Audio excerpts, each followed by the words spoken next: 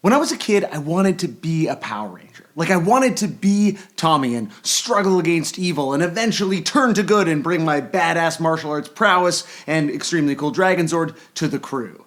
But I didn't spiritually think that deep down I was Tommy. That is fiction, Ken. I need Dragon Zord power!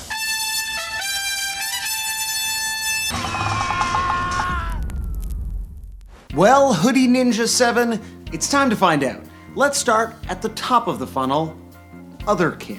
My name is Laura, and I believe that I am spiritually and mentally a wolf-dog hybrid. This probably is not the first time you've logged onto the internet, but if it is, hello, it's nice to have you, and it gets kind of weird sometimes. So you may have stumbled upon some Otherkin materials in your travels. Maybe a Tumblr post about actually being a dragon, or maybe it was a DeviantArt portrait of an owl with the word pride under it, or maybe a YouTube video of two teens frolicking and play fighting in the grass like puppies.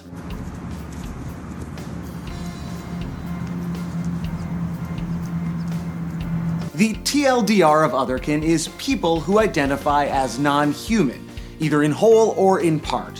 One might be reincarnated from a dragon. One might be part mermaid. One might be chasing birds in a park because they're part wolf and they're hungry. Sometimes I just smell people, I smell the air, especially when I'm hungry. These days, the Otherkin community is most closely associated with Tumblr, where posts like this are born to be inevitably raked over the Reddit coals. When things get especially heated with a high-profile article or a video, a mass of users might decide to take their blogs private, but there's usually enough tumbltivity happening throughout the year to feed the troll beast constantly.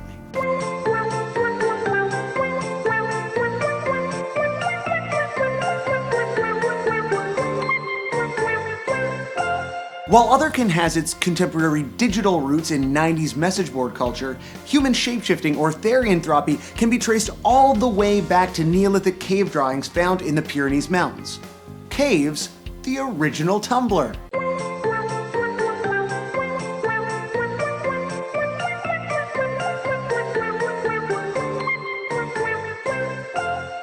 We see the same themes emerge in disconnected cultures throughout human history. Navajos have skinwalkers, Turkics have Kurdidams or wolfmen, early internet adopters have news groups for elf-identifying elfinkind, and today we have Fictionkin. I need Dragon Zord power!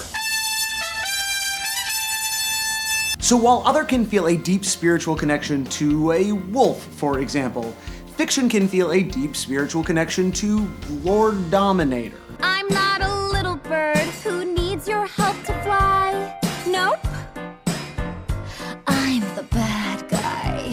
Fictionkin tend to believe in the theory of unlimited parallel universes, the multiverse, meaning that there are a hypothetically unlimited number of Lord Dominators, of which they may be one, or may be the reincarnation of one, or may simply be deeply and profoundly spiritually connected to one.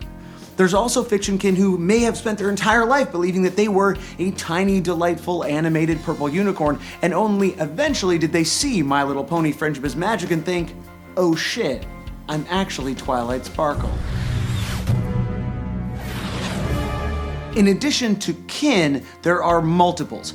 Someone identifying as kin could have multiple kin selves, but they experience all of these as a single cohesive identity. Someone identifying as multiple would have distinct headspaces for each of these personalities. Allow me to read an example from Tumblr naturally.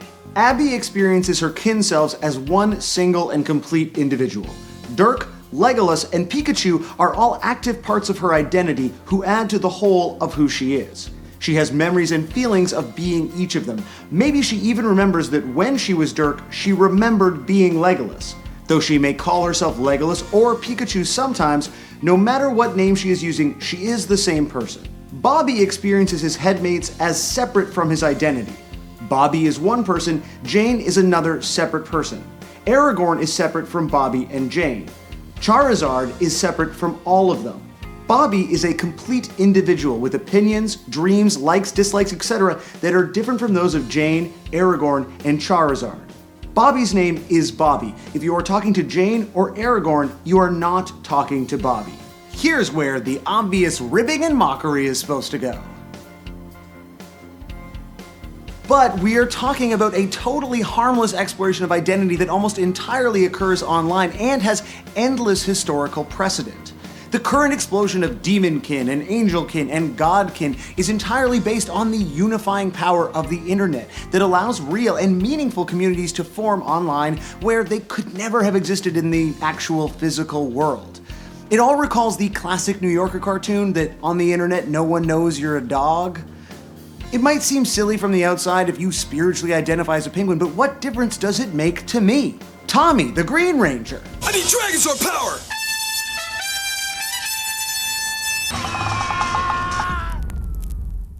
What do you think? Do you see fictionkin as fitting into the long human history of believing in or writing about or drawing shapeshifting? Or do you have some other trollish comment that you've already left before you even got to this part in the video? Please let me know in the comments and be sure to subscribe for new episodes of This Exists every week.